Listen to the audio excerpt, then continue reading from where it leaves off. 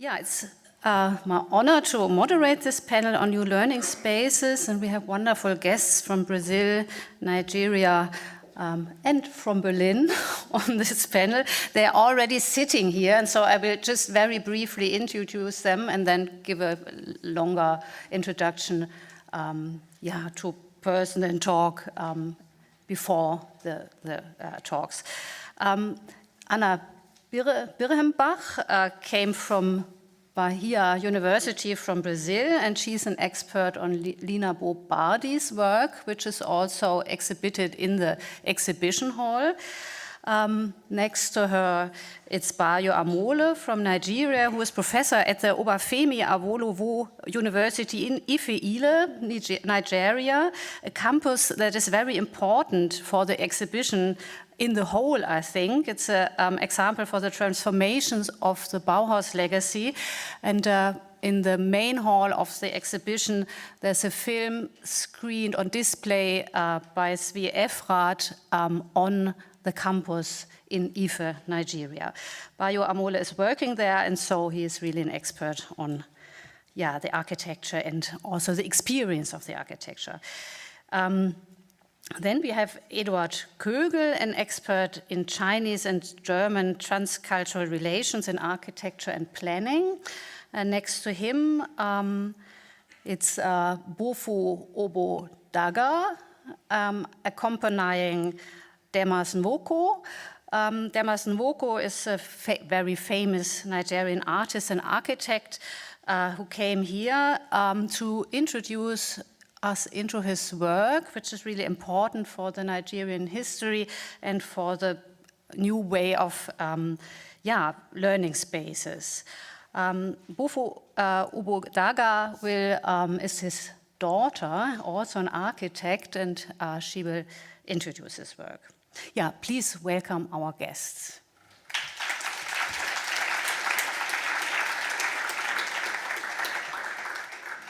Yeah, all talks will focus in one way or another on architecture and design for educational and learning purposes.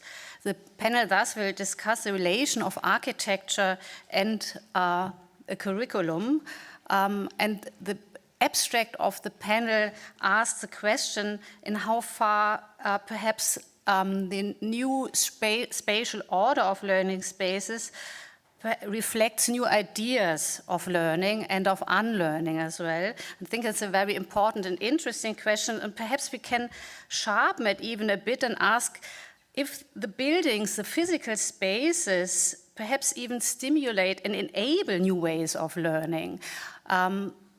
Or are they somehow active in learning processes? What is the impact of a building and how we learn, on how we learn and what we learn, and also very important of what we perhaps unlearn and have to unlearn.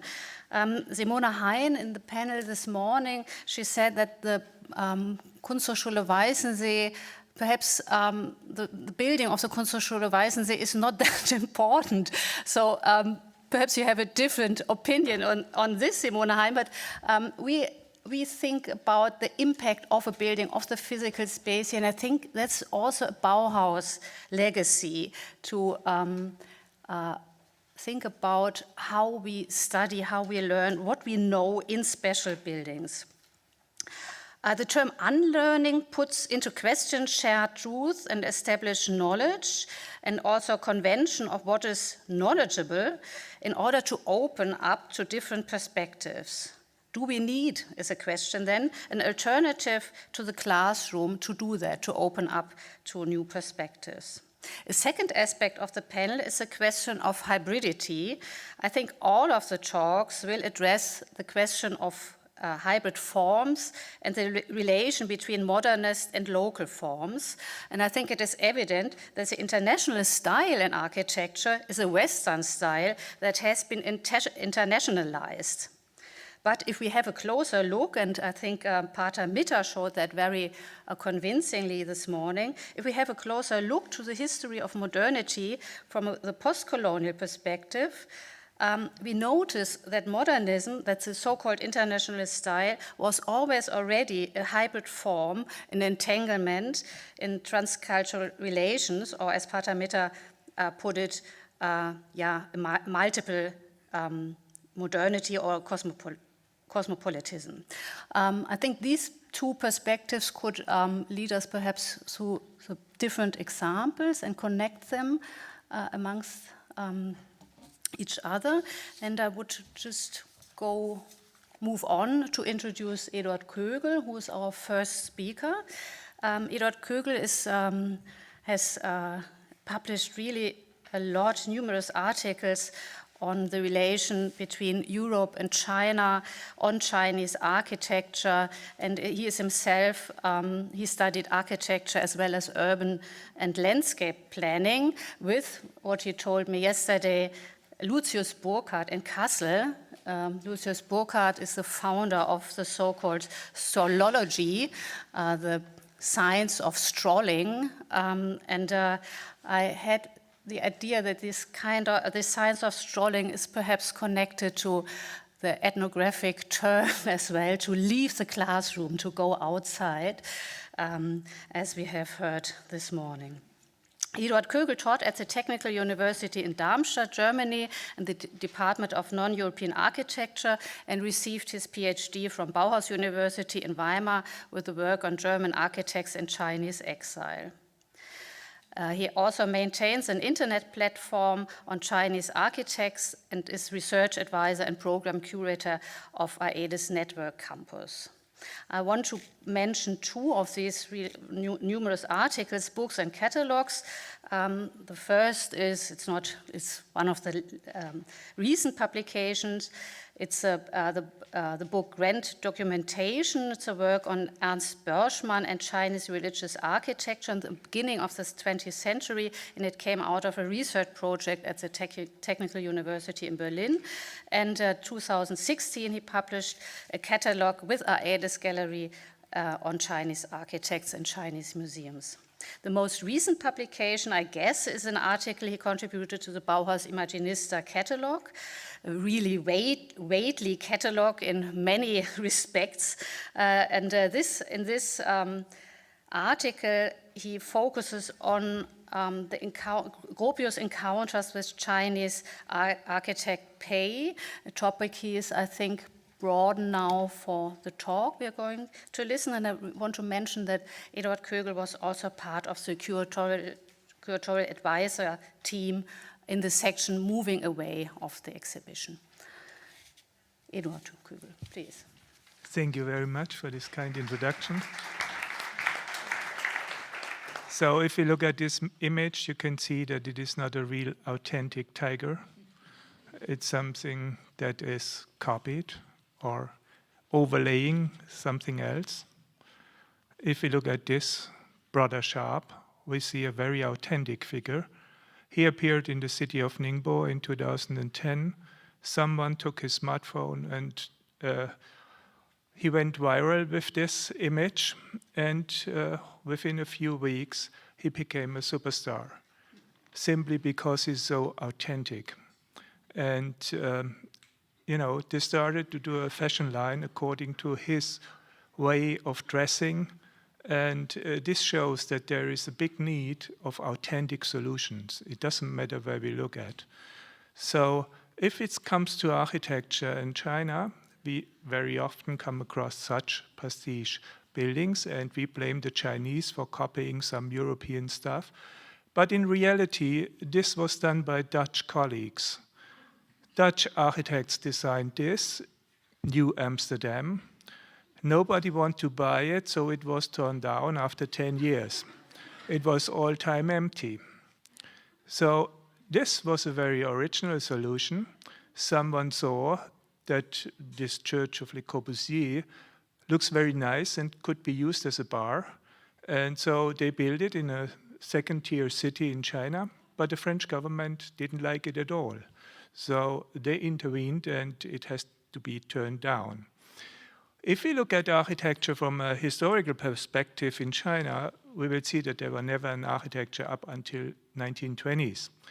it was craft. And this craft was actually something that you could order with the craftsmen, and they would prefabricate the whole building in the workshop and bring it on site and assemble it on site.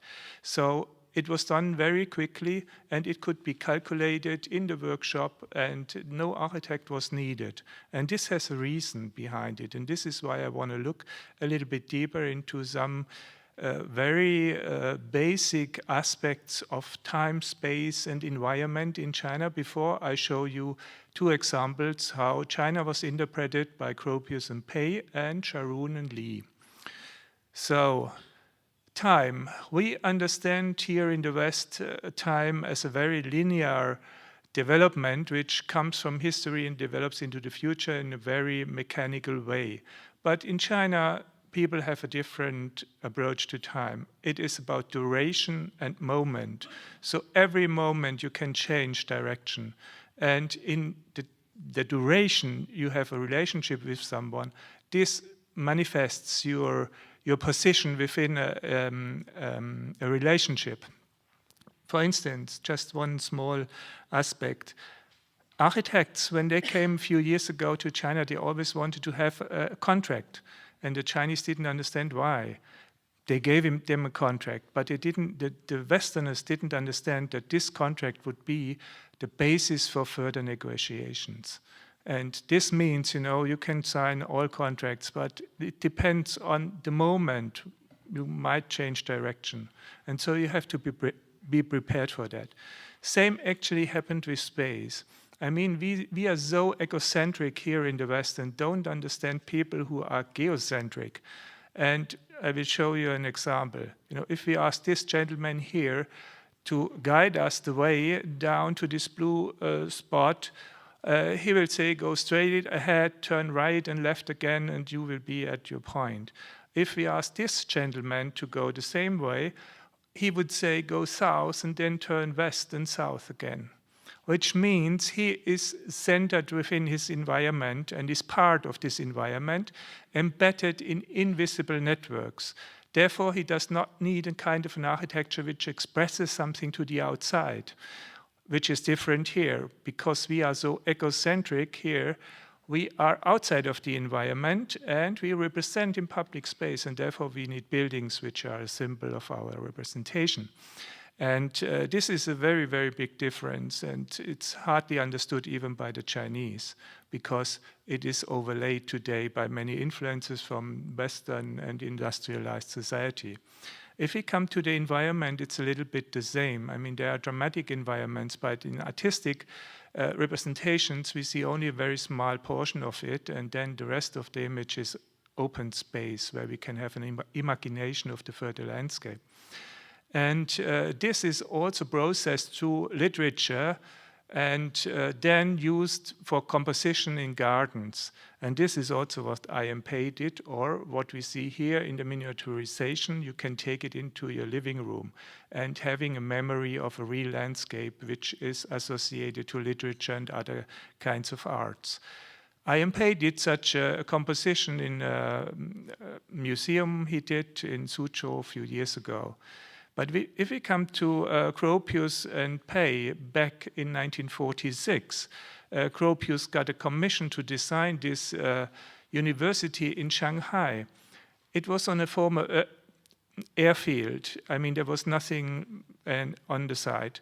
So he asked Pei to join this group, and Pei designed, first of all, a waterscape.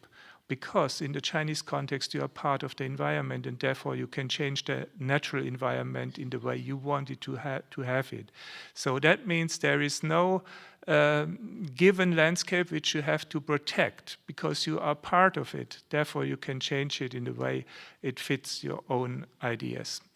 I mean, in this case, Pei and Gropius and the whole group, they developed this university, and Pei made a sketch to show the buildings and how they are embedded. And we see this is a kind of a courtyard composition, and if we look at the architecture, we see that Pei was much more impressed by Mies van der Rohe, but also by traditional architecture. So he combined the traditional idea of prefabricated units in order to bring them together in a way Mies proposed in his architecture.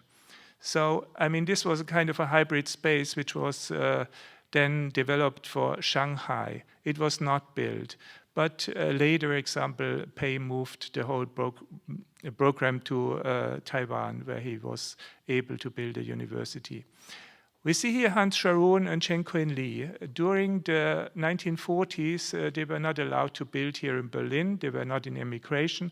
And so they founded a Chinese-German Werkbund, which they called CHIWEB.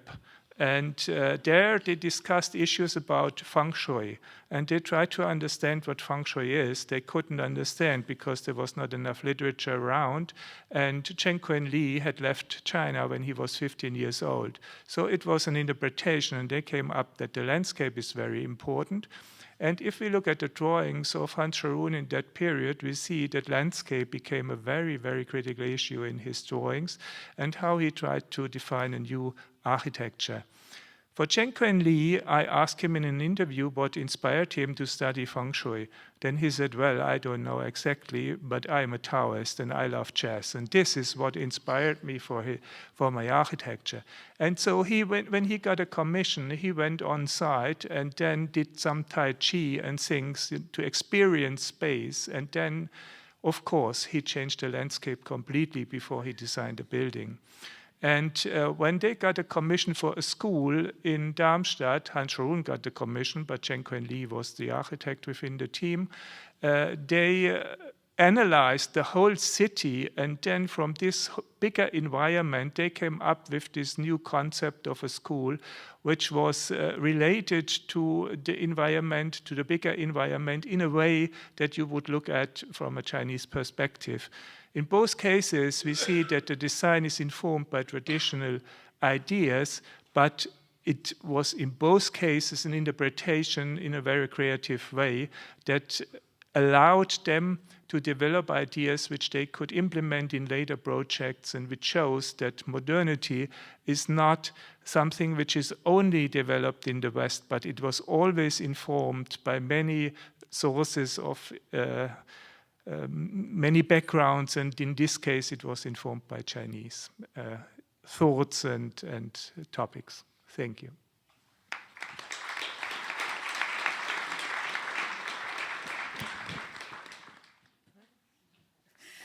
A talk by Bayo Amole. I already briefly introduced him. He is a professor of architecture at Obafemi Awolowo University in Ile-Ife in southeast Nigeria. The university in Ile-Ife was built by, was not southwest, southwest of Nigeria. I'm really sorry. The university in Ile-Ife was built by architect Ariel Sharon, and it's one of very big protagonist of the Bauhaus Imaginista exhibition.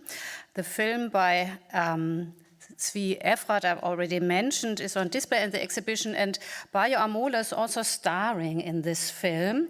And he's a very interesting interviewee, and at one point he says, and I think that's related to what Eduard Kögel just said, that you become part of the university, of the campus.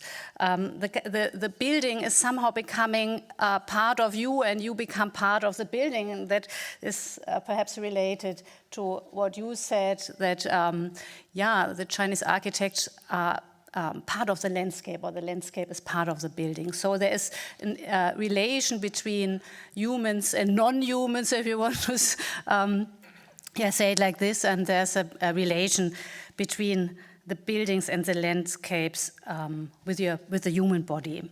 Bayo is an expert in campus architecture in Nigeria and is very requested participant in architectural councils and associations all around Nigeria.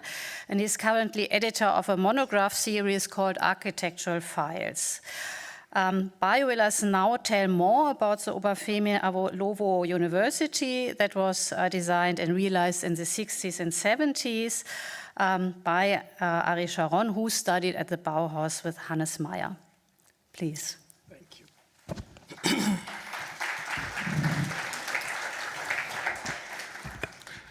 Thank you very much. I just want to state this. I take it for granted that the evidence for the Bauhaus is embedded in Ariel Sharon and the work he did at Ife, because I'm not going to put emphasis on all that. But what I want to do is to show that Sharon left a legacy in Ife. That is, he left us in Ife some kind of inheritance, and that has guided the university beyond just the work that Sharon did. It's important to me because every master plan has some kind of guidelines on what you ought to do beyond just the simple buildings designed by the architect.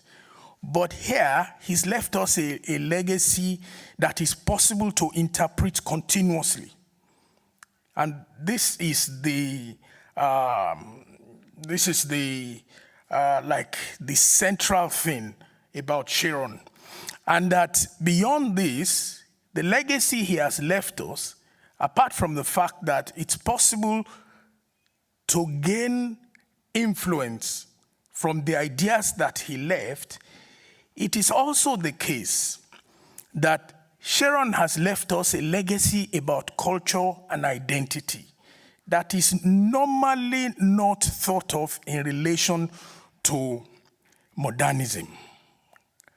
By doing this, he expands the scope of modernism in a very, very special way, because he spent 20 years doing many of these things in Ife, and it is clear that he understood the Yoruba context in which he was working. And this architectural character and identity that Aaron Sharon has left us has been done by a process that any architect that wants to work in an environment like that must call on.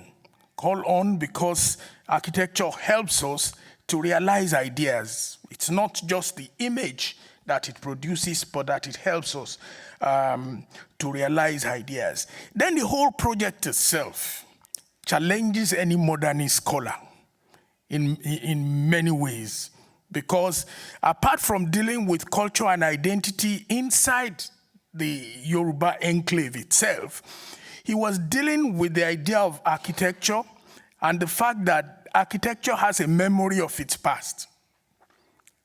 That would sound like nothing, but to the modernist, history was not something to be called upon. But Sharon has a way of subverting this idea by presenting it, not just in its raw form, but as a symbolic thing, and to which we must cast our minds. We can't help it but remember it. So it does a double thing in Ife of dealing with the culture and also the culture of architecture itself in a broader sense. Every time we write history, we're thinking of thematic issues that are also global. And in that sense, he links us to the global and the local. So when we talk about a hybrid situation, it's not just the image, but those ideas that come together and create something that is wonderful.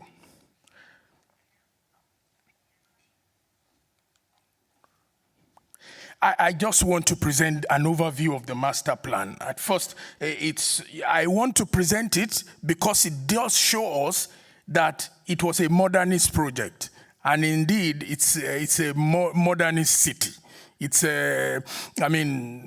Someone has described it as the cité universitaire, calling on the French term, saying it's a university city. And he does so by showing us in the tradition of Siam the fact that you have a functional city with a central business district and all the other facilities around it. And by doing this, he spent time principally on the core area of the university. This is where most of the building he designed, this is where they are. There are 1 or 2 other buildings, or 3 other buildings outside the core area, like the Vice Chancellor's Lodge, the students' residencies, 2 of them. But most of this work has been in the core area. And then, of course, within it, as we look at it, we'll see that he has merged together, it's the coming together in marriage of landscape, art objects, and architecture.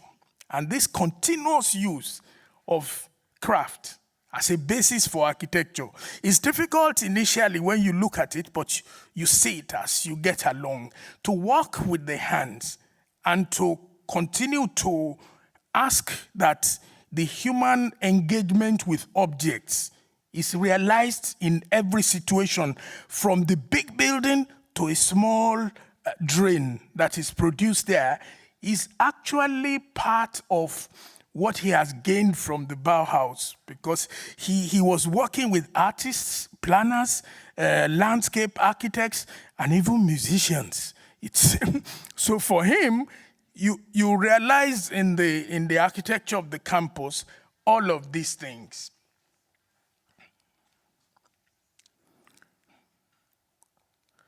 Now I show the central area there, which shows the architecture of the core area. Most of the buildings are, of course, in the modernist tradition and all that. But one would like to point to a particular thing, which is the historicity of that core area, because it produces for us at the center a large space that is essentially an open space that brings together students and staff and all of that. But as I said, it's a historical thing, because for him, this space is one that has come from a medieval tradition, that one that opened up the monasteries and turned them into what Oxford and Cambridge have termed the courts within the university that were sacred places. But now Sharon opens them up, and in a tradition of Jefferson's Academical Village in Virginia, in the US, he's opened up, and now it's not the church that is at the head of it, but the library. In a sense, he co-opts the historical to create that physical form that we have there. And every time you cross that place, you are reminded that you are in a sacred place, and it's the university. For us, this is it's really a pleasant place to be in. Then in the modernist sense, of course, he also uses the grid iron plan. He plans the circulation is largely by the grid iron plan. But the wonderful thing is that ordinarily, I would say to my student, if you came up with a gridiron plan in that kind of environment, I would say to you that this is very rigid. Nobody does, especially when it's not about the circulation of cars. But here, Sharon does it.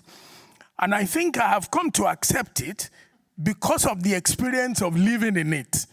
He opens up the entire grid in different and specific areas so that, the merging of the external space with the internal space does not, you are not bored by the fact that you are turning left or right or any sort. No. The entire space is marked, and it will seem appropriate for you to walk through the whole space, even from walking on what appears like the large circulation area. This, I think, is a quality of that area that is well worthwhile. Then we look at architecture and identity. Now, as I said, Sharon worked with the Yoruba culture, and he has a good understanding of the Yoruba people. The first thing is that he enlists Yoruba art and architecture. It's not quite clear to many people that ornamentation, which would have seemed anathema to the modernist tradition, he enlists it in a way that is more Yoruba than anywhere else. The Yoruba is of course, the ethnic group in the Southwest, predominantly Yoruba in the Southwest. But he has all these ornamentations on buildings and all that, something that would normally not come from the colonial modernists. But here he uses ornamentation the same way that the Yoruba would use it in different buildings. And it's a deep understanding of Yoruba art and culture, because you'll find that as a legacy, many other buildings on campus took on this. In fact, we had an artist who had produced many of the artworks on the buildings. But this came from Ariel Sharon himself when he did the entire place. And so, but how did he do it? I think it's nice, it's very wise to speak about this. But first, I showed this obelisk as an example of the kind of artwork that Sharon did. But the obelisk itself looks very small, but it is a replica of one piece, one historical piece that is at the center of town in Ile-Ife itself.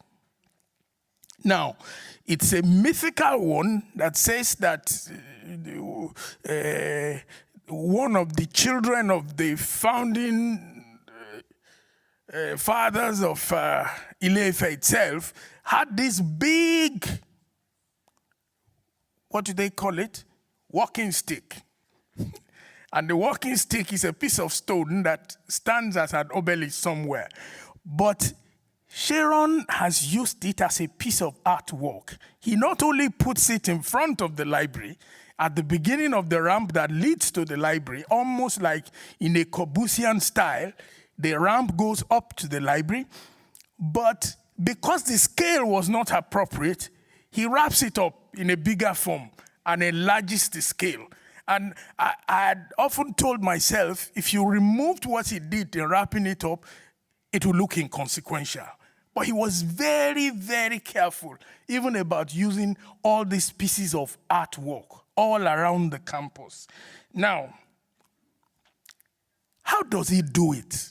That he can make so many things in looking at the culture and at the same time using enlisting architecture to represent culture and identity. I've shown here a parquet. This is Sharon's parquet for most of the buildings. And this parquet has formed the basis for many buildings on campus. He creates a courtyard, and it is, many times it's covered, but it is a pleasant courtyard. In the middle of the building, and the ground floor is on pilotis. The building itself is on pilotis. So the ground floor doesn't have doors. And you can come into the building from almost anywhere. While at the same time, as you come into the building, you also come into this central core area. It is quintessential Yoruba way of thinking. The outside must be brought into the building. Not only must it be brought into the building, it must also you must live it. It's a place to live. It's not just that you have brought it as something that is just ephemeral, but that in his hands, you have to live it. You have to live within the courtyard, which is typically Yoruba, not to live inside those rooms, but to live in the courtyard. And it's something that you cannot help but think of as you come into those buildings. Then Sharon doesn't stop at his parquet, like he also does the modernist twist. he does something to the modernist box by not relying on the skin, but he then continuously uses a partie that is more like using the building itself and the structure as the basis for climatic changes, of climatic protection of the building. He doesn't add all the brise soleil. That's not the point, but the building itself is the protection for climatic problems. And it then produces a building or buildings that are indeed very special. It's an inverted pyramid. But he does not bore you with this inverted pyramid by repeating it in many places, but that it's an idea, and he uses it in different ways, combining it with the fact that you must live outside. You must bring the outside into the building itself. Then, of course, I'm showing some of the things that were done much later. Here is a door for a building. It's by an artist, a very popular Yoruba artist, somebody called Agbofolarin. He died a few years ago, but he was a professor of art on campus, and he produced all of these. And even in this next building that I'm showing, is the Students' Union building. We also have pieces of art all over the building. Now, you have influences of on those other buildings, and I wish to show the examples. 10 minutes are up already. I wish to show the examples so that we'll see how many others have enlisted Sharon's ideas to produce a unified campus, because it's important. I think the symbolism has been extended to all of this by taking on Sharon's ideas, but not making them in this boring manner. Now, this is the pharmacy building that was built in the 70s, and it uses the same idea of the central core that Sharon uses. And here we see it's open, and open in such a way that central area becomes like the court to the place. And in its traditional form, the building was on pilotis. And so those ideas continue to be seen across the buildings, the open access, and all of that. Then, of course, the next building is the African Studies building. This is one of the most interesting buildings on campus. Why? Because it's one of the most intensely used buildings. Dramatic arts, fine art, music. Sometimes it's a life that is, somebody had said to me that you cannot be sad if you enter that building. Somebody playing music, a group of people having rehearsals for drama and all that. It's also the case that such open spaces are important to the Yoruba people. Now, in this place, I show the eastern entrance. That entrance has been closed off entirely. Why? Because the formality of an entrance for these Yoruba folks is not the most important thing. And it has to be a more open thing. And now we see the side. On the southern end, it's opened. And the architects, British architects, decided that it was best that they would open it up. And you still now have an open building where indeed it's represented by courts. The other example is this, the central cafeteria, because it used to be a place for the cafeteria for the students, and it follows the idea of a partie that is useful. Sharon's idea of setting up a geometrical partie and allowing a courtyard in the middle was of essence. Finally, Sharon defines the modernist box. He uses this modernist box merging the climatic response and the cultural identity. The merging of the craft of architecture, art, and landscape in one design. All present a context for the extraction of endless ideas, and this is what has influenced other architects working on the Ife project. That's Sharon's legacy in Ife. Thank you.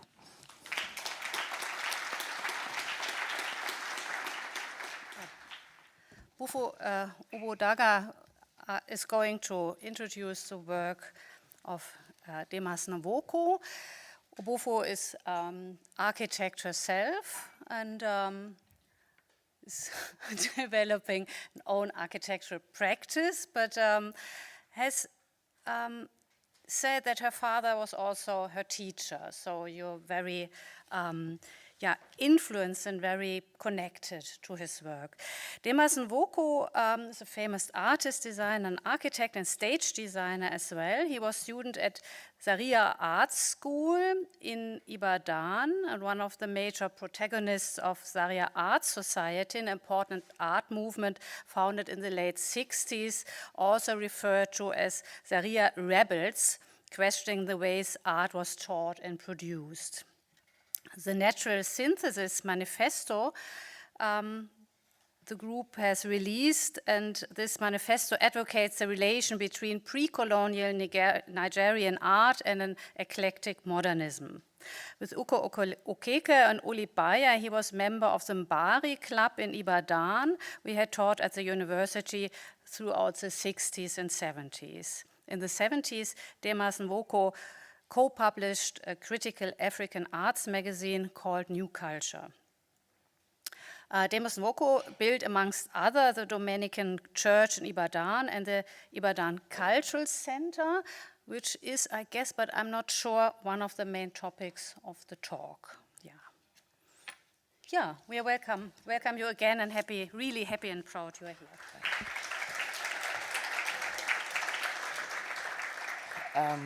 Good afternoon, everybody. It's always an honor to stand here with my father, Dimas Walker, who I identify with very strongly. I've always worked with him. Ever before I entered into university, I started practicing architecture. And we still work together. I'll just go straight because of the time. We're going to be talking about the New Culture School for Arts and Design. It includes the physical development of a space which can be used by all creative people to advance their professional proficiency in arts, theater, music, film, photography, design, writing, and much more. Every one of these areas are actually areas where Dimas himself is an expert in.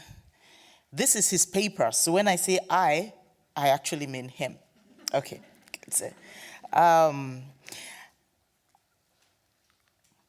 I started to construct the New Culture Studios in 1969 in a location on a hillside with the building of my personal studio for painting, sculpture, and my residential villa. That's a view overlooking the whole of Ibadan from the studio. Well, a good section of Ibadan from the studio. This was later extended to include an amphitheater carved out of the hillside, modeled after the ancient Epidaurus amphitheater in Greece, as a one-to-one scale model to be used for the design and construction later of a model African theater in Benin City, Nigeria. At this time, I was a foundation faculty member of a new school of drama in the University of Ibadan, Nigeria, where I taught stage design and decor, dance, and African aesthetics. For want of what to do with a live-scale amphitheater, which I had scooped out of the hillside of my studio, I started to take my dance classes in the dusty amphitheater.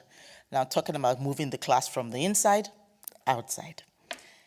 This initiated the idea of extending my personal studio to include other studio facilities for postgraduate teaching, for the graduates of arts and theatre. To do this effectively, I started to build up the ad hoc theatre space into a fully fledged theatre building. At this point, the pioneering arts institution, founded in 1960, called the Imbari Artists and Writers Club, was having survival difficulties because the grants that established it had run out. This all-important meeting point for emerging African writers and artists, apart from exhibiting their artworks, had a publishing outfit that published the works of these writers, bringing them for the first time to the attention of the world. They also published an art journal called The Black Orpheus, which disseminated their works. To rescue this institution for artists and writers, I decided to move its entire activities to my studio by the year 1970. This resulted into the establishment of a new publishing house within the New Culture Studios, which started also to publish the New Culture magazine in 1976, amongst other occasional arts and theatre publications. Before the New Culture publications, I had equipped the studio with a film laboratory for the practice of cinematography. With these developments in the studio and the African Model Playhouse needing to be completed, I decided to withdraw my services from the University of Ibadan in 1978. This gave me the time to concentrate on the development of the studio as a comprehensive new school for arts and design. The philosophy behind the New Culture Studios. I decided to set up the New Culture Studios out of the conviction that an institution of this nature is needed for the ultimate development of fine, applied, and performing arts in modern Africa's society. As a postgraduate school, it plays a contemporary role to our tertiary institutions, professionals, and practicing finishing programs for the arts. I have benefited from such institutions in France in 1960.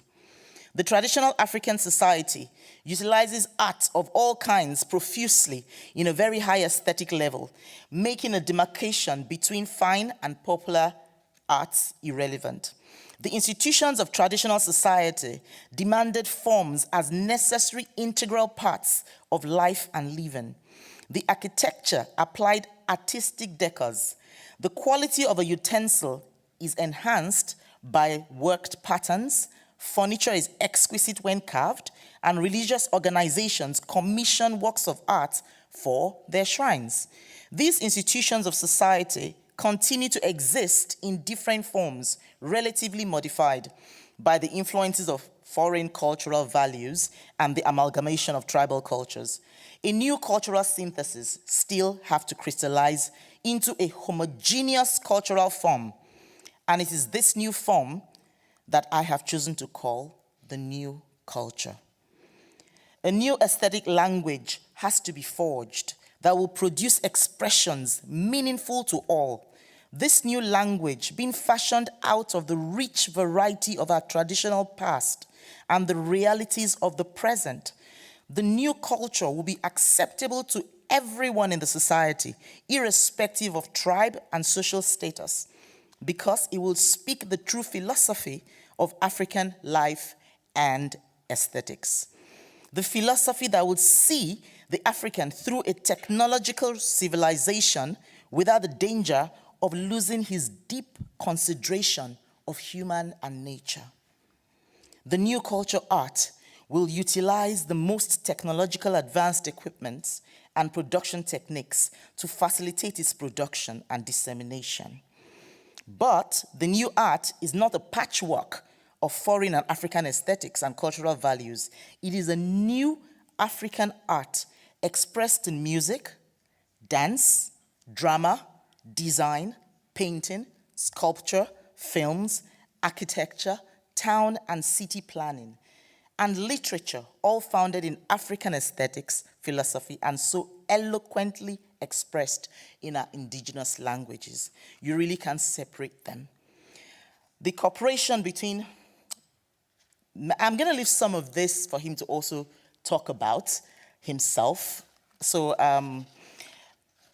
I'll take this bit now. The cooperation between man and machine, referred to as technocraft. Briefly, Technology is developed to the extent of human cultural needs at any given time. If technology is allowed to develop beyond their immediate needs, the tenacity is for man to begin to feel redundant, meaning the true value of man is in his ability to control development and technology. I'm very sure Dimas would talk more on that.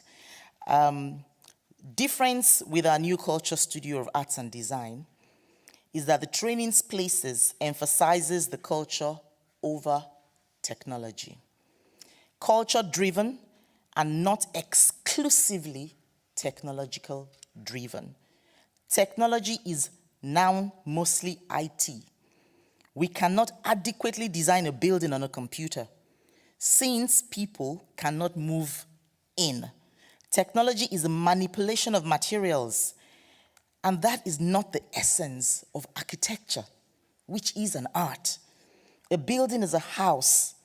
It houses human beings in comfort, and humans are cultural beings. For example, the design of a football stadium has evolved to take into the consideration the cultural changing of people, necessitating the introduction of barriers to prevent pitch evasion. The formation of a designer, therefore, should include the study of history, anthropology, and cultural studies to create a true, comfortable environment for their human benefactors. In the culture option, the human being is at the center of everything. To serve people, you must first understand how they live their lives. In essence, culture is the deliberate creation of man, and its realization is entirely controlled by man himself. This control is jealously guarded. Therefore, any adjustment made are also the decision of man himself. Man should use technology to make the products needed to produce all the physical needs that will ensure his true comfort of living. Thank you. Dimas will come up now, and he will talk on some of these.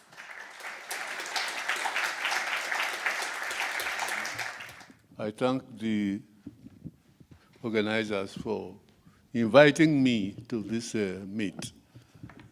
I think it was really accidental because it started with inviting me to the symposium in Lagos, which was meant for Ife University. I don't know really how they got to pull me into that place. And now they have pulled me all along, as if by rope here, because having sat here now through the first session and now this, I look like a sphinx because everybody who have talked are young people, and then they are talking about some other person. Some other person and their works. But here I am. I'm not going to talk about my work. Maybe in future, I hope some people will talk the way these scholars have talked since morning. The real issue here is about training. About training curriculum. And that's where I started. But permit me when I say we, all the time, because there were others in this movement. And it was interesting to listen to the lecturer from India talking about the creation of the design school, and after the difficulty it faced, and in fact, a crisis of identity, or even being officially recognized as a school of design, not knowing if it was, if they will be recognized as a university, as a tertiary institution or not. And that crisis seemed to exist in the middle belt of the world, normally referred to as the southern, because I think the world seemed to be divided into north and south. The north is the developed world, and then the south is the developing world. This southern part were all colonized, so they have the same problem about education and curriculum. Just as she was asking, well, he doesn't know exactly why they came or what they were looking for. In our zone of direct colonialism, we knew what they were looking for. They were looking for materials, they were looking for raw products to fuel their industries run with high technology. Really, these areas seem to be, in their calculation, irrelevant, really, as a culture, as a relevant culture. So the education curriculum in all the colonies seem to have been designed for few of the people to help them man the administration of these colonies. They never designed them to make the citizens of these colonies creative and industrially productive. Because, if they did that, they'll be shooting themselves in the foot because they have to do the whole production and then consume it and then sell their surplus to their colonies. So our schools it was a simple program which taught us what they wanted to teach us. In this manner, as I said, the people themselves were not considered, they were not consulted as to what do you want to learn. No.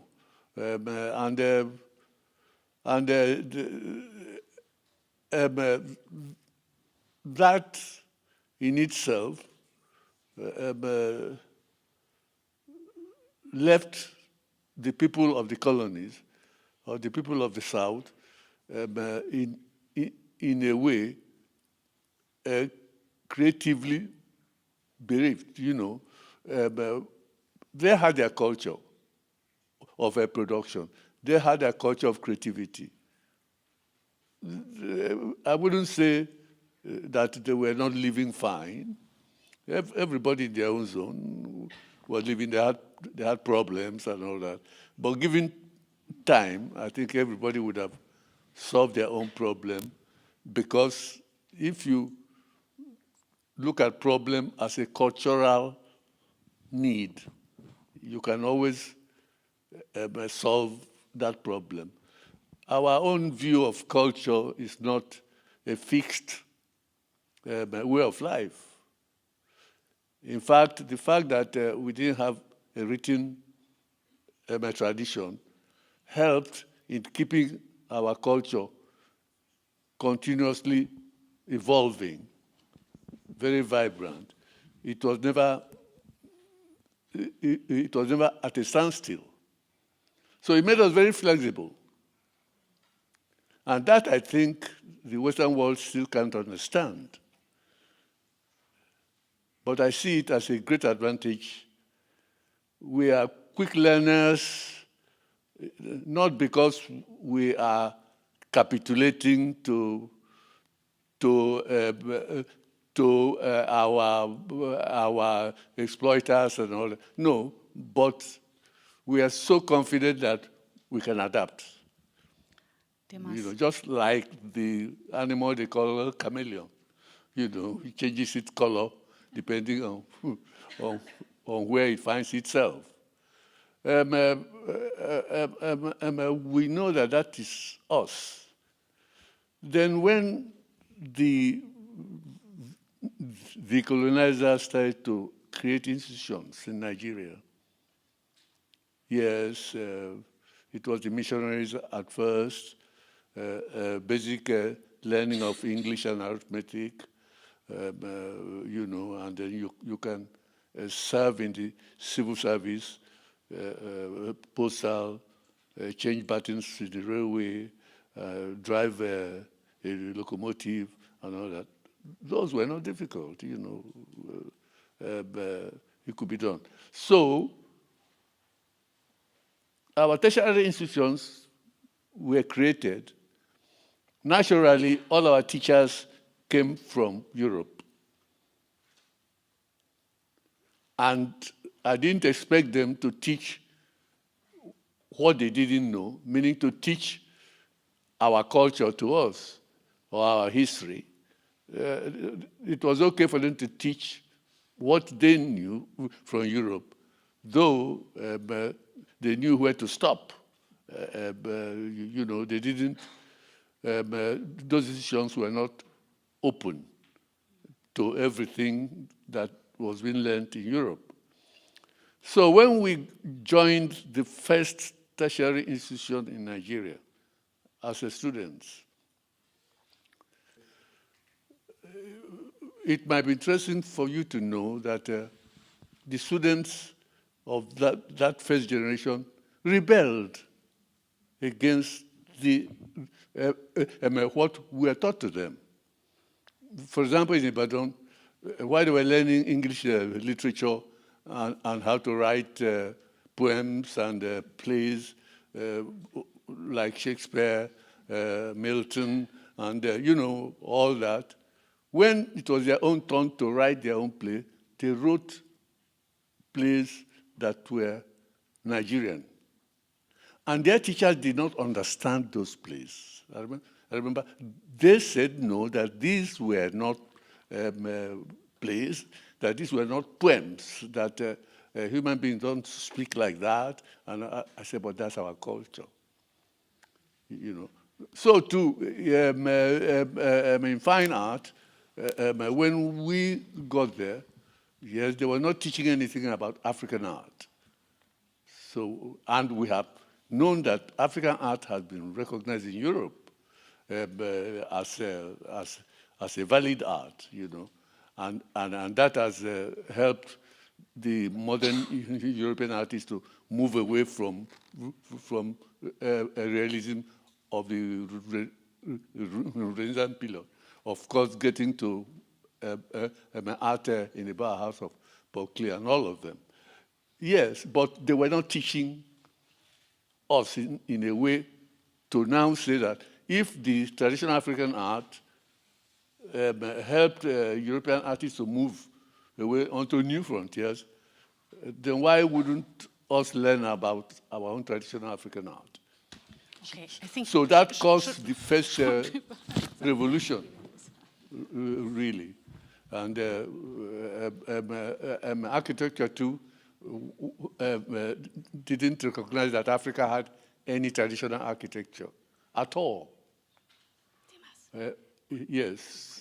we have to come to an end because we have one more speaker. Oh, okay, sorry. Yes. Okay. Okay. I'm really sorry to interrupt you, but we have to move on, and I thank you a lot for this really very, very important comment. Yes. I think we have an applause for Yes. Demas. Okay, thank you. Anna Carolina Bierrenbach is our final speaker on this panel. Where are you? Yeah, you're here. Anna is professor in the Department of Architecture at the University of Bahia, Brazil. She studied architecture, urbanism, and history, and wrote her PhD on Italian-Brazilian architecture and researcher Lina Bobardi. Anna is really an expert on the work of Lina Bobardi. She organized exhibitions on her work. She's has a deep knowledge on Lina Bobardi's archive. And in the Bauhaus Imaginista web journal, she has a very interesting article on Lina Bobardi. I really want warmly to recommend, as Anna proposes there in this article, to put into question the distinction between conception and production, and I think that's a very good proposal for the discussion as well, of the legacy of the Bauhaus. Her talk will focus Bobardi's plan for a school for industrial design in the 50s and 60s, a plan for a museum school that could not be realized due to political reasons. Yes. Thank you. Welcome. Yeah, give an applause to. Thank you. Thank you for the opportunity of being here and also sharing this panel with these important guests. Well, my talk today will be about Lina Bobardi's experience at the Museum of Popular Art and School of Industrial Design and Crafts in Bahia, Brazil, exactly in Salvador de Bahia, where I live. In the late 50s, the Italian-Brazilian architect Lina Bobardi executed a series of design objects to be used in her proposal for the Museum of Popular Art and for the School of Industrial Design and Handicrafts to be located in a place called Solar do União, in Salvador, the capital city of the state of Bahia, in the northeast of Brazil. The most important one was an imposing staircase, which used wood as a system of articulated fittings often found on oak carts that have existed in the country since the colonial period. The staircase provides clues to the architect's intention for the museum school and its connection with the forces of Brazilian popular culture.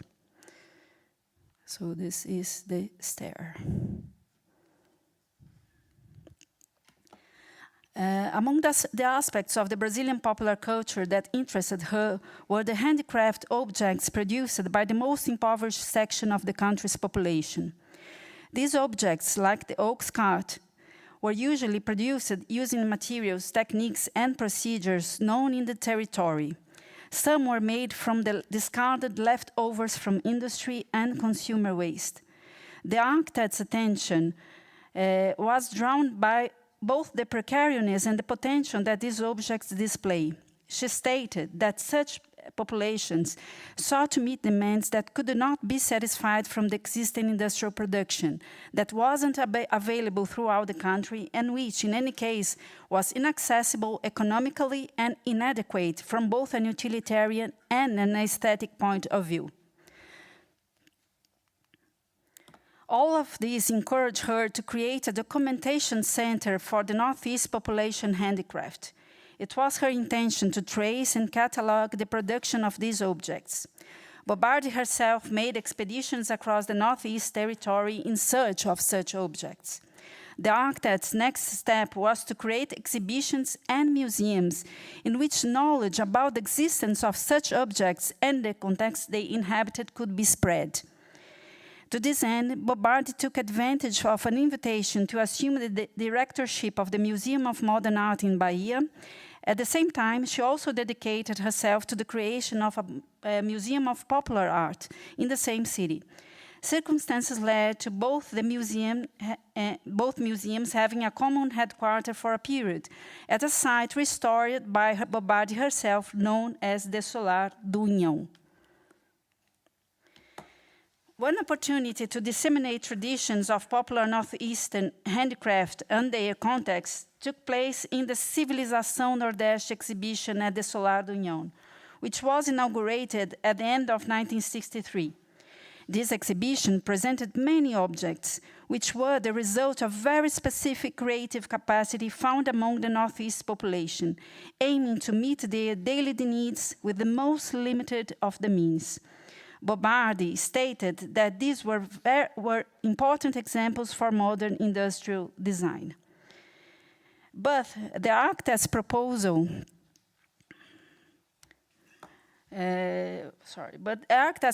was more ambitious. She intended to create, in addition to these museums, a school of industrial design and handicraft, rendering her mapping of techniques, materials, and procedures used in Northeastern handicraft an essential undertaking.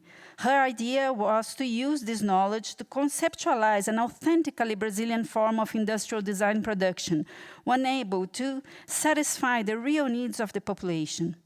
It wasn't her intention to keep intact the system she called pre-craft, but to couple its basis with modern industrial system, making possible the transformation both of forms and materials, while also keeping intact the creative capacity of the population.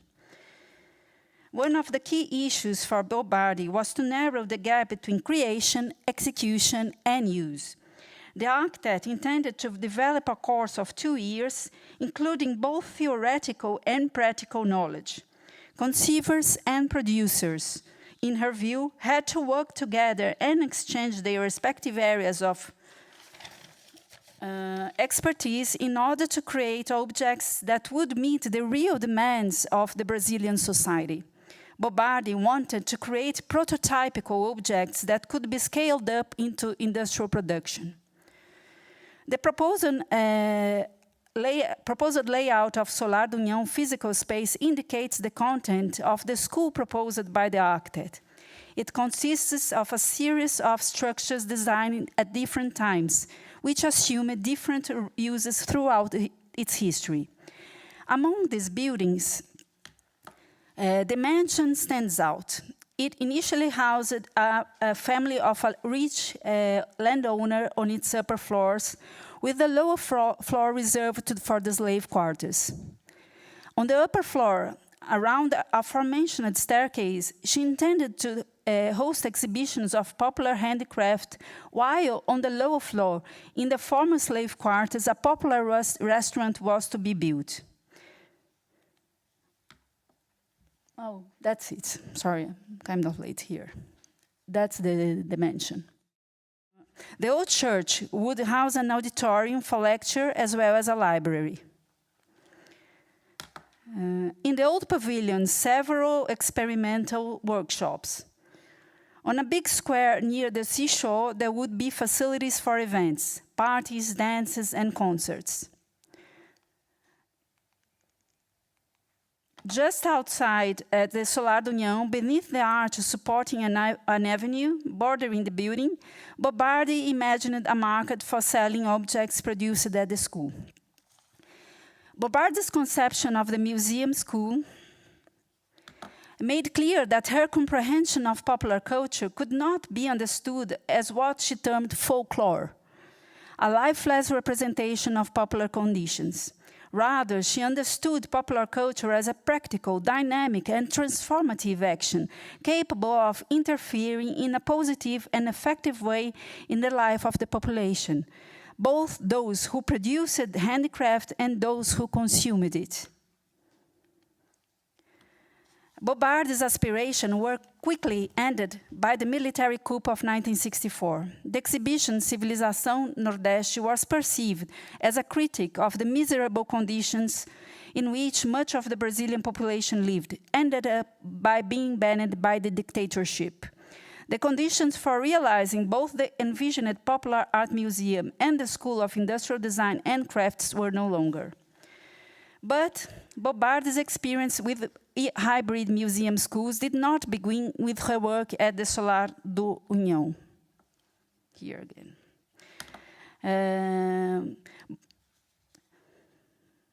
In the early 50s, Bobardi had the opportunity to participate in the structuring of the Institute of Contemporary Art in São Paulo, EAC, connected with the Museum of Modern Art, MASP. That's this one. The museum was founded and directed by her husband, Pietro Maria Barri, in 1947. The idea was that the museum should play a didactic role capable of stimulating the public appreciation and understanding of contemporary art. The same sort of mission planned for the Museum of Modern Art of Bahia. With this aim, the EAC was created, in which Bobardis played an important role as coordinator of the industrial design course. The intention of the course was to train technical professionals who would be able to develop and produce modern objects capable of being reproduced industrially. The EAC had a short duration, lasting only from 1951 to 1953. There are similarities and differences between the experience of the EAC and the School of Industrial Design and Crafts. Both shared the intention of reducing the distance between the development and execution of consumer products, aiming to stimulate a linkage through existing industries in São Paulo and the incipient ones in Bahia. Nevertheless, in both instances, the connections were never consolidated. But there were also differences. During her time at the São Paulo school, Bobardi had not yet realized the potential of Brazilian culture and the possibilities of assimilating its materials, techniques, and procedures in order to create objects of an authentic national design character. In addition, during her Bahia experience, Bobardi had the advantage of her prior experience in São Paulo, where she realized that the social function of the design profession and the potential impact of its products.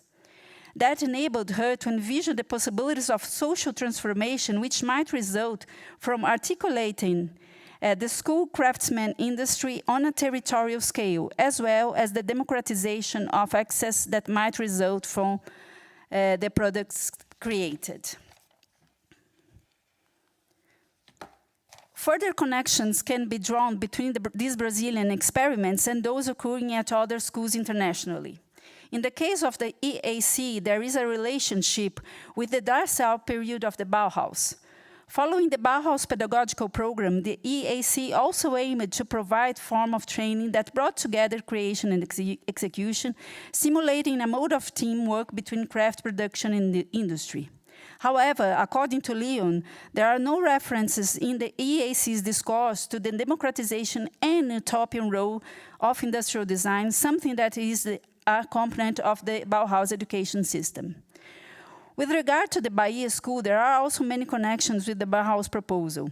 According to Rossetti, both schools aimed at enhancing relations between the craft and industrial spheres through experimentation with various techniques and materials in order to create design prototypes that could be adapted to industrial production.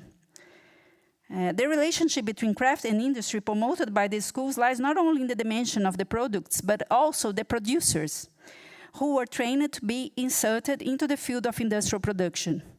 Both objectives aimed to transform social reality. But, according to Bobardi, there were also dissonances between the proposals. The Bauhaus was more abstract in how its stated aims could be pursued, while the Bahia school was intended to be more connected to the real circumstances and local demands. Bobardi claimed, I'm quoting, "A school like Bauhaus or metaphysical experimental would be useless in a young country like Brazil with the strongly primitive and earth-bounded factors, very modern factors." Over the time, Bobardi realized that the forces of popular culture she had detected when she first moved to Bahia in the late 50s were being eliminated by the process of industrialization that were carried out in Brazil over the course of the second half of the 20th century. Brazilian industrialization ended up manufacturing products unrelated to popular techniques, materials, and procedures. Superfluous, non-durable products were made, products that were designed to be quickly consumed and disconnected from the real needs of the citizens. It was in this new social reality of consumption which spurred Bobardi's later criticism of Bauhaus, which, according to the architect, ended by forsaking its initial goals of transforming reality through art, ideals that became, in the end, phantasmatic and utopian. In the Brazil of today, a significant part of the population still exists in miserable conditions, using a variety of improvised survival strategies to get by. Contemporary forms of bricolage include the production of the everyday objects. Thus, Bobardi's clear denunciation of the mistake of adopting Western forms of industrial production to Brazilian circumstances continues to resonate. The forces of popular production that might transform Brazil's reality continue to be suppressed. Well, just the photographs were made by these three people. I thank you for your attention. Yeah, thank you, all of you, for your very, very rich input. And I'm a bit confused, I must admit, where we can start and how we can mingle through these different topics. I just propose to raise the question of hybridity and hybrid forms once again. And then I want to connect also to Dmoz Nabucco's commentary that I think we should be aware of asymmetrical hybridization, because the hybrid form term sometimes suggests that there's just some mixtures and some elements from there and there, but that isn't the political situation in the colonial context. So perhaps we can go first back to you, Bayo, and the university campus in Ife is, of course, a project from the West with a big plan, and you always have argued that there is something there in transformation took place. So the dominant modernist form was somehow transformed in something else, and so it doesn't seem to turn out to be too colonialist. Perhaps you can yes, talk I think about this. One of the things that I probably didn't mention is simply that Sharon didn't work in a vacuum. We had a precedent. That was the University of Ibadan. That was done about 48, or that was the colonialist one. Colonialist modernism, you would say. Maxwell Fry and Jane Drew working in Ibadan. And just some 80 kilometers from Ife itself.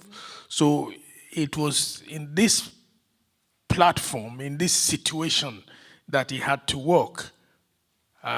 So he was armed with modernism, but modernism of a different kind, that had to move away from the typical Ibadan model. Architects work with precedents, and you would imagine that an Israeli coming to a place like that would look on precedents.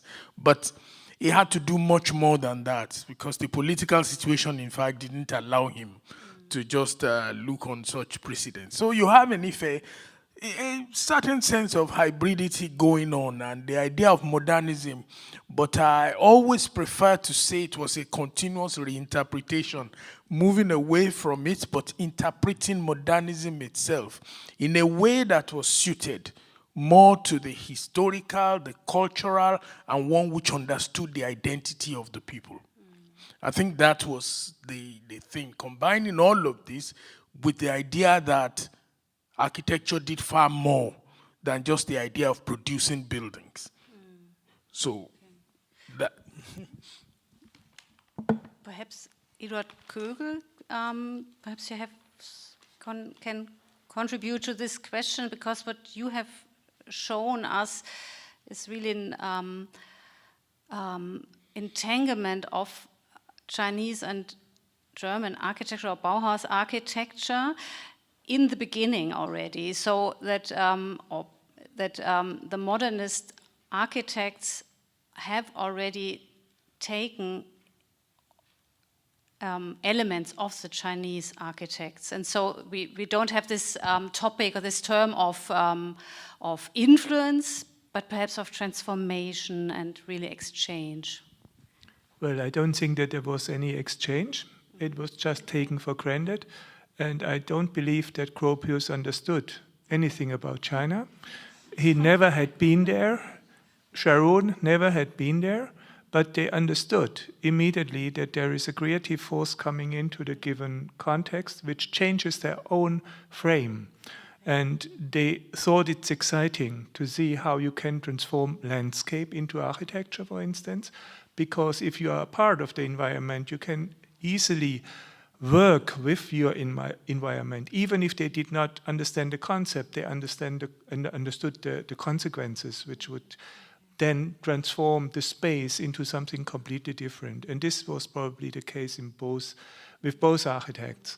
And I think during the whole first part of 20th century, all these colonial cultures influenced modernity quite a lot. Yes. Because, I mean, there was people going out to Africa, to Asia, taking photographs, doing research, and trying to understand what they saw.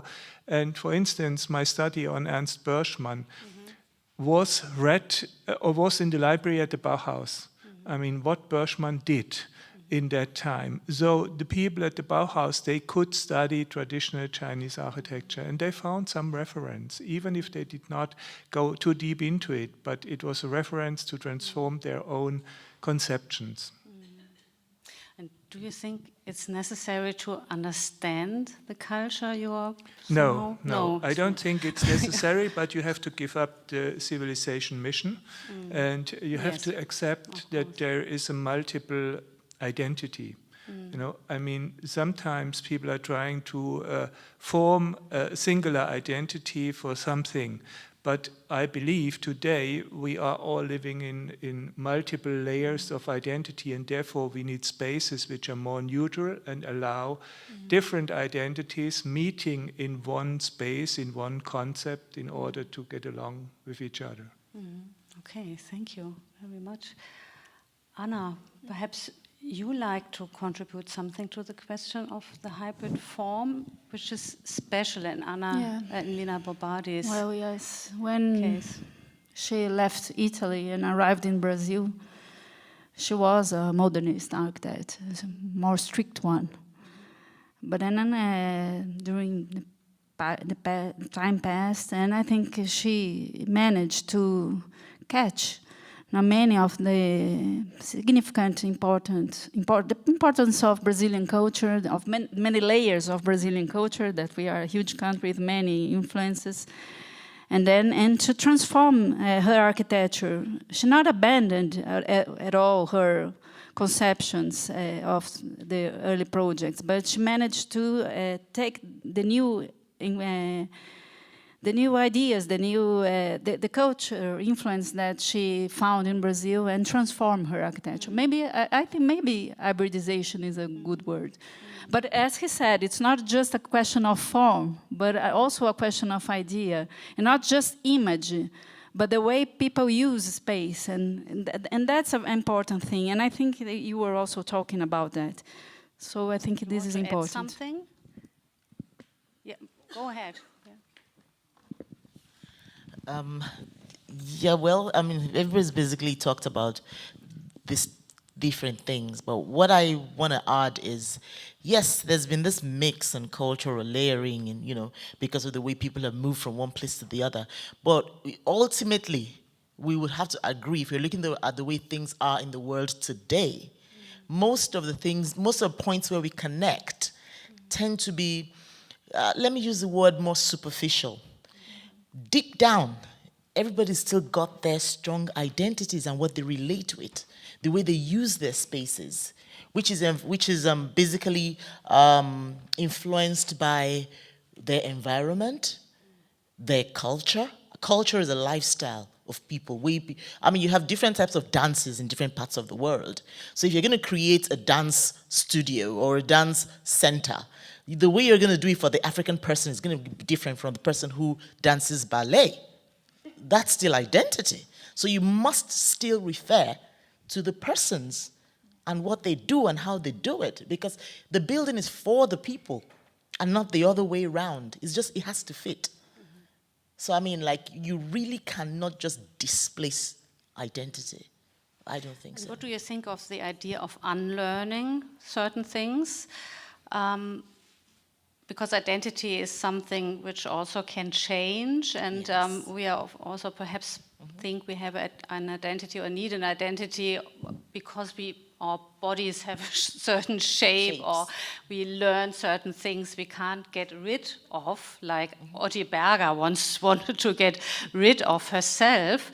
Regina Bittner, I think, introduced that sentence this morning to us. So you can also get rid of things that somehow are too narrow to open up. Yes. Identity really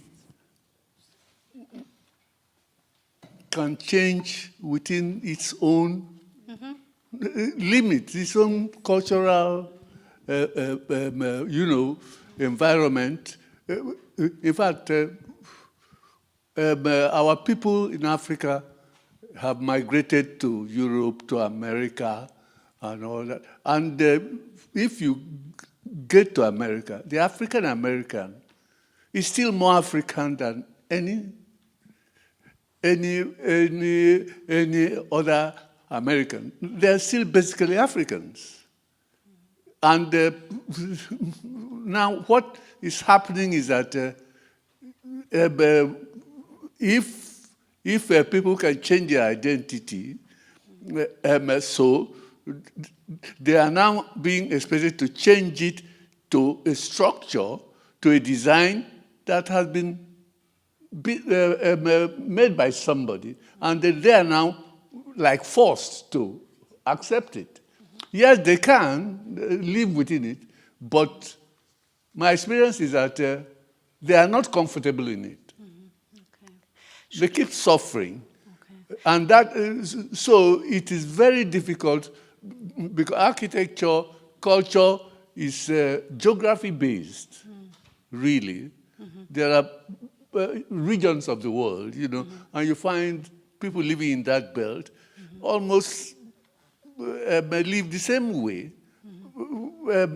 This was conditioned over time, the thousands of years, and even, I mean, if our color can differ, but our genetic makeup is really the same, we will have to finger our geographical zone over millions of years. And then, and we find that what we live with is what is, we find predominantly in that zone. So it's not easy to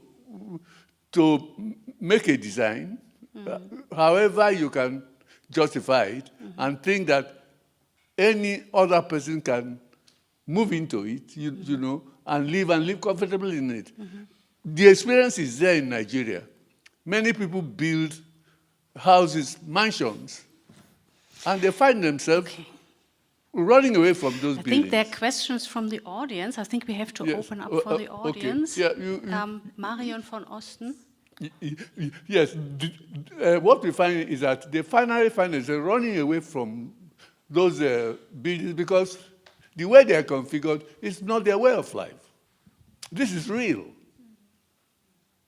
So for me, I don't think, might be a foreigner can, if you live long enough or understand the culture long enough, yes, you can design to suit that culture.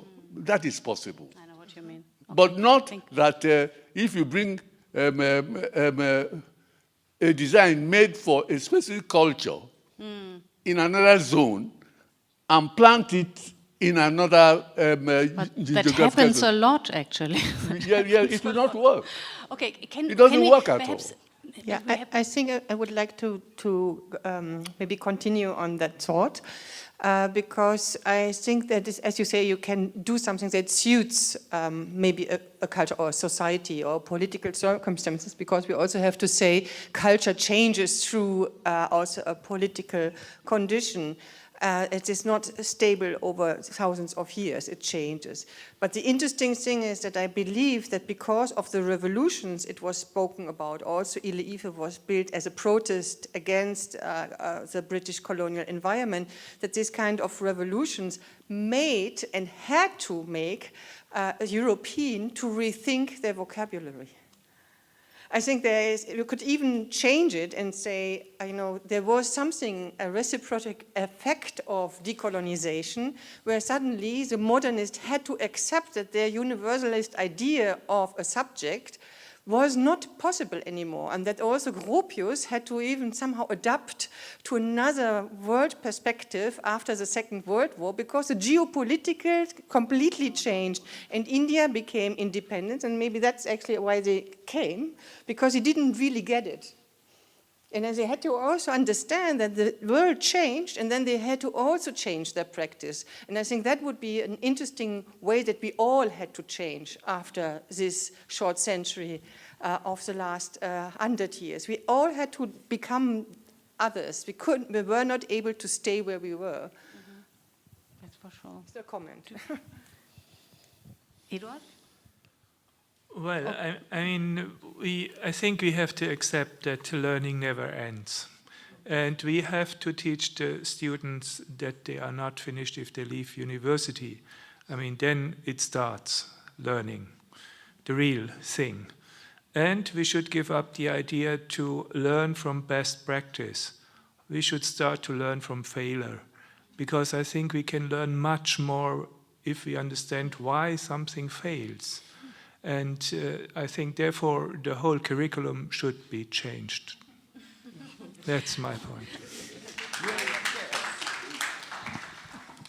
I think that sometimes it's good to engage architecture with theories and philosophies that would help us to unravel those. Lefebvre talks about the fact that space is socially produced. There's no neutral space. You can't. And one thing I have toiled with is to look at the way that people have appropriated space.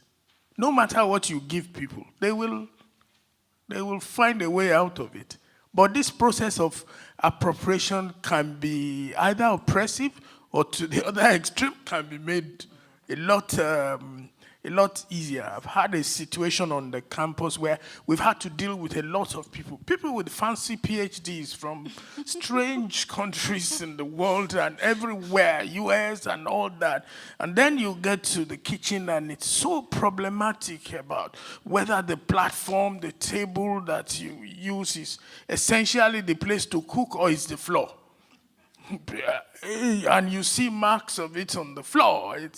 And these are people, some lived in the US for 25 years, and yet they still put the food on the floor, and you have to make it. It's just, they appropriate the space in ways that suit them. That's why sometimes we don't even know that there are conflicts in any way. But it's a process of, we must know that space is always socially produced. It's not neutral. Very good. Are there any more? Yeah, you get an applause. Are there any more questions from the audience? Yep, in the back. Yeah. No, there's a microphone. Thank you very much. I actually have two questions. One is just a question of maybe understanding or a little more explanation to Mrs. Bierrenbach. You mentioned that there was a difference being made, or that Dina Bobadi had the intention to narrow the gap between the creation, execution, and use of objects. And I actually was wondering whether you could elaborate a little more about what execution actually means, because to me it's not really clear what the execution of objects is. And then I have another question to Mr. Nwoko, because I was very interested in learning why you actually choose for the new cultural studios the form of the amphitheater, because it's something that you mentioned, you cannot really bring something somewhere else and expect that it would work, but then you actually did that. And I was wondering what the qualities of the amphitheater are that you thought would actually enable this new learning culture? Thanks. Anna first. Well, at that time when Lina Bobardi was in Bahia, as I mentioned, she managed to go through the territory of the Northeast, and she and also some other people, they were trying to find the places where the objects were produced. So, and she was very interested on that production, and the way that people used materials, the techniques they used, or the execution, I mean the execution by this kind of thing, the way the materials were used, how the techniques were applied to arrive in a certain object. So what she meant, and also as at the other school, for instance, and I think in many aspects, there is that point that someone creates and some other people execute. And what she meant was to bring together the creation and execution all in the same place. And for those people that only created objects, that they could join the producers and to learn from them, and also in the other way, that also the producers could not improve, but to also deal in a more clear way with the process of creation. So I think that's the point, to narrow the gap between these things. And finally, what she meant and what she didn't finally achieved was to make this school, and the school that would join all these people, and to finally bring these objects to a scale, an industrial scale. So that was what she was thinking. And I think that's a question. We were talking about that yesterday. No, the thing that we still in a gap, I don't know if we still, but I think yes. No, in a thing about the people who create, they're in one position, and the other ones who just execute. In industrial production is still somehow like that. Mm-hmm. So I don't know if I answered, but it's more or less this way. Mm-hmm. Dimas Walker. Yes. The role of the amphitheater in your work. Yes. Yes.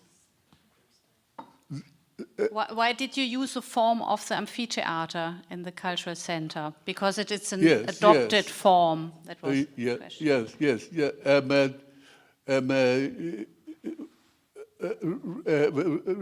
There,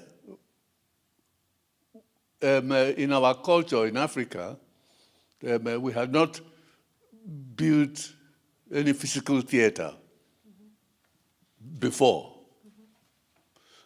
but we have theater, we have drama, we have dance, and these are executed, in public locations, and then in these platforms, they are done in a type of formation, which is usually virtually in the round, meaning that the performers are in the middle. They leave the one end where they can come from and retire. So, in fact, I went to France to study European theater building.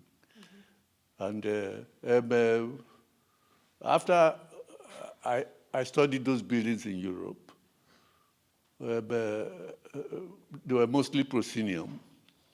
We had known in picture a Shakespearean stage, which was much more like the Colosseum, evolving from the Roman. So we were now going to go and build a theater. So I looked at all the forms of already built theaters in Europe. Mm-hmm. And I saw that the Greek amphitheater fitted the bill, really. And also, the one element, which is highly technological, the proscenium theater in Europe seemed to have acoustic problem. Mm-hmm. Very, very bad one, and they've been trying all type of ways to solve it. But the Greek amphitheater had a very acoustic effect without any amplification. I went there and I checked that out. So I decided to adopt this style. Though it was going to be covered with the roof, I didn't know how it would come out, after it had been covered, until I finished the theater building, and like the one I built in my own studio, it seemed to have worked out very well. So yes, you could. Architecture, you could borrow from anywhere, but it has to fit into what you are doing with it. You don't just borrow for borrowing's sake. That's what is happening now. But if you have some good money, you will choose a typical American ranch from California and build it in Lagos. It doesn't work. Yeah, you're right. Everybody that have done that, up to 100 million naira, they don't live in it. If this is what They've run away from it. I'm not sure if that really is in hybrid form, but anyhow. So really, that is the point. You are free to borrow. Every culture is free to borrow. I think that's but a you good have point, to swallow it and digest it. Make it part of resolve it with your way of life, because you want comfort. Yeah. Culture is designed for your comfort, expressly for your comfort. So you must go through that process of making it accessible to your culture, your way of life. It doesn't work any other way. Okay, thank you very much.